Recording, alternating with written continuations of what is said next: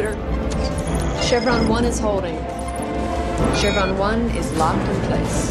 Power output at 23%. Stargate hit theaters on October 28, 1994, and opened at number 1 at the box office. On paper, that sounds like a smooth success story. Behind the camera, it was almost a disaster at every single stage. A movie built on a script nobody wanted to read.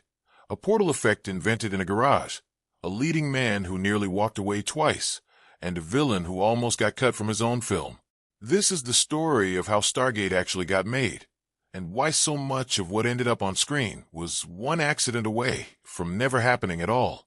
Let's start with Kurt Russell, because his path to playing Colonel Jack O'Neill is one of the strangest casting stories in 90s science fiction. Director Roland Emmerich and writer-producer Dean Devlin wanted Russell from the very beginning. Stargate was being financed independently, without a major studio behind it, which meant foreign distributors needed a recognizable star's name to justify buying the film sight unseen. Russell was exactly that kind of name. There was just one problem. He kept turning the role down. Devlin later explained what had actually happened. Russell had been sent an early draft of a script, a version that was never supposed to leave the writer's office in the first place.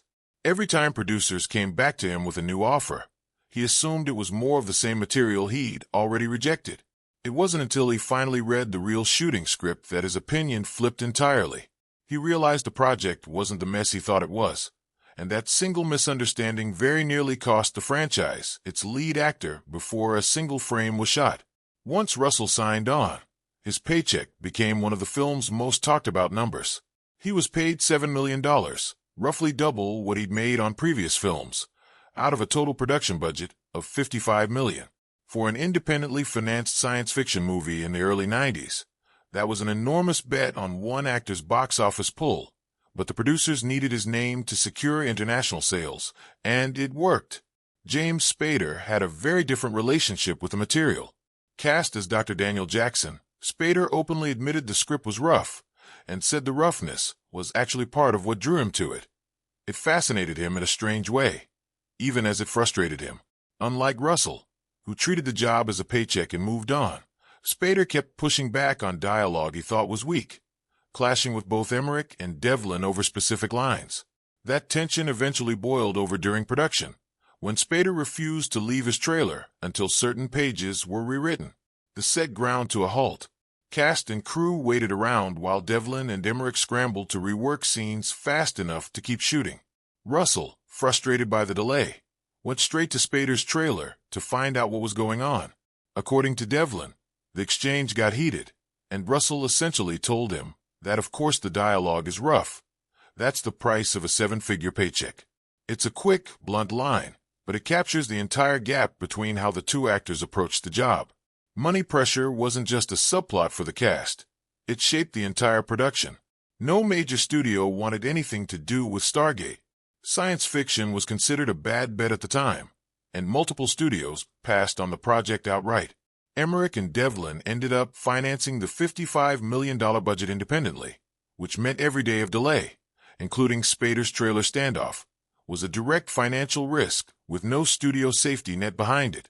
Distribution only came together because MGM had an open slot in their release calendar and picked the film up. Even then, executives reportedly assumed the finished movie would end up costing closer to $100 million once all the effects work was factored in. When Stargate opened at number 1 and eventually crossed $196 million worldwide against that $55 million budget, it proved the independent gamble had paid off, and it helped set the stage for the television franchise that followed years later. Now here's where the story gets genuinely strange. The Stargate ring itself very nearly looked ridiculous. The first version of the prop was painted flat black, to look ancient and weathered. Under studio lighting, it didn't read as mysterious at all. It looked more like an oversized tire sitting on a soundstage. With the shoot already underway, the production made a last-minute call to repaint the entire ring in metallic silver. That decision changed everything about how the prop behaved on camera. Torchlight, floodlights, and moonlight all reflected differently off the metallic surface, giving the ring a sense of depth and texture the flat black version never had. That rushed repaint job became the visual signature of the entire franchise, The shimmering silver ring with glowing symbols that's now instantly recognizable to anyone who's seen a Stargate poster, film, or TV episode. To build a world big enough for that ring, the production needed a genuinely massive workspace, and they found one in an unusual place, the Spruce Goose Dome in Long Beach, California. The dome had originally been built to house Howard Hughes's enormous Hercules aircraft, and after that plane relocated to Oregon in the early 90s, the space sat empty. Stargate's production crew moved in and used it to construct Stargate Command, the pyramid ship interiors, and a huge amount of additional set work, all under one roof. Even after principal photography wrapped, the chaos wasn't over. Late in post-production, the studio decided the film needed significantly more visual effects, not a small addition, but 66 brand new effect shots, with barely any time left before delivery. Visual effects supervisor Jeffrey Oken tracked down an artist who had access to an early real-time compositing system that let him preview effects work instantly instead of waiting hours for each render. Working around the clock, that team pushed through all 66 shots in about a week, an almost unheard-of turnaround for 1994 technology. But the effect everyone actually remembers, the rippling, watery event horizon of the gate itself, wasn't built with any of that computer technology at all. It started as a low-budget experiment. Oken and cinematographer Carl Walter Lindenlaub filled a small tank with water, added a mixing agent to give it color and texture, and stirred it with an improvised rig to see what kind of pattern would form. The swirling shape they got became the visual basis for the gate's rippling surface. From there, they escalated. They fired compressed air into the water tank to create a violent, expanding splash, testing different pressure levels until they found one that produced the right combination of an explosive burst followed by a slow, retreating vortex. Higher pressure settings sent water flying everywhere and soaked the crew standing nearby. Lower pressure gave them the controlled, cinematic wave they were after. Years later, when the Stargate SG-1 television team tried to recreate the same shot without access to the original notes, their first attempt used far too much pressure and blew out their entire rig, soaking the set. They eventually worked their way back to something close to the original by trial and error, favoring the same practical, physical water effects over pure computer animation because it simply looked more real. Jeffrey Oken's relationship with Roland Emmerich during all of this was, by most accounts, roller coaster. Emmerich reportedly fired Oken from the project more than once over disagreements about how the effect should look, only to act as though nothing had happened once Oken delivered a shot that impressed him. One of the more famous versions of this story involves Oken showing Emmerich the finished water tank gate effect while fully expecting to be let go again, only for the director to declare that he loved it and had never fired anyone in the first place. The gate's surface also needed to look convincingly solid enough for actors to pass through it, which created its own on-set puzzle. Practical lasers were built into the prop to mark the exact plane where the digital water effect would later be composited in. Because the lasers came with real warnings about potential eye damage, Kurt Russell was reportedly hesitant to walk toward the gate at first, and crew members had to demonstrate that standing in the beam briefly wouldn't cause any harm before he'd commit to the shot. Some of the film's most technically demanding effects work never involved the gate at all. It went into the villain, R.A., and the towering Horus guards who protected him. The guards' helmets were built as heavy, fully sealed pieces, with no eye holes or hidden slits of any kind, meaning the actors inside genuinely could not see. Every step had to be memorized or guided by crew members standing just out of frame, which turned ordinary blocking into something closer to a trust exercise. The glowing eyes built into those helmets came from a simple practical trick: small batteries wired to tiny lights positioned behind resin lenses, hidden completely inside the costume. It was a low-tech solution to a genuinely intimidating design problem, and it worked well enough that the helmets are still recreated by cosplayers decades later. Getting the Horus guards and the gate's morphing transitions to work on screen took an enormous amount of trial and error. The production initially planned on only a handful of morphing shots for the guards' helmets, expecting off-the-shelf software to handle the transformation. Early tests using that commercial software fell apart almost immediately, producing warped, unusable results. Emmerich wanted the morphs to look deliberately mechanical rather than smooth, which pushed the effects team toward writing custom software from scratch rather than relying on any existing tool. What started as a short list of planned shots stretched into months of experimentation before the team found a version of the effect that satisfied the director. Then there's R.A. himself, played by Jay Davidson, whose casting is one of the most unusual stories connected to the entire film. Davidson wasn't a trained actor. He'd been working in fashion in London when he was spotted and unexpectedly cast in The Crying Game, a role that earned him an Academy Award nomination despite it being essentially his acting debut. After that experience, Davidson has said publicly that he didn't enjoy the sudden attention that came with fame and had no real interest in continuing to act. When Stargate's producers approached him about playing R.A., he reportedly asked for $1 million, assuming the number would be high enough to make them walk away. Instead, they agreed to it, and he found himself committed to a film he hadn't particularly wanted to make. By most accounts, filming wasn't easy for him. Reports from the production describe him struggling with dialogue, and the character that emerged on screen ended up feeling different from what the filmmakers had originally envisioned on the page. Early test screenings reportedly didn't respond well to the character as first cut, which sent the production back into editing to rework Ra's presentation, adjusting the character's voice, adding visual elements meant to make him feel more otherworldly, and leaning further into the idea of an alien intelligence occupying a human body rather than a purely human villain.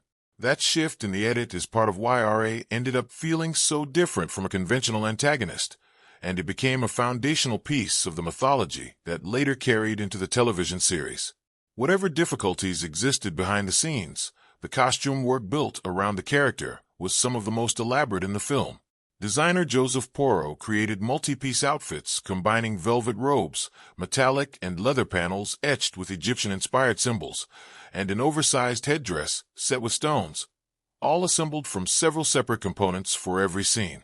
The overall look was detailed enough that once the filmmakers saw Davidson fully costumed under the towering headdress, it reportedly reinforced their decision to lean the character further into something otherworldly rather than human.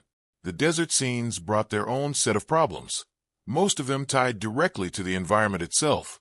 Production shot extensively around Yuma, Arizona, and the Buttercup Valley Dunes, an area that had already been used for other well-known films.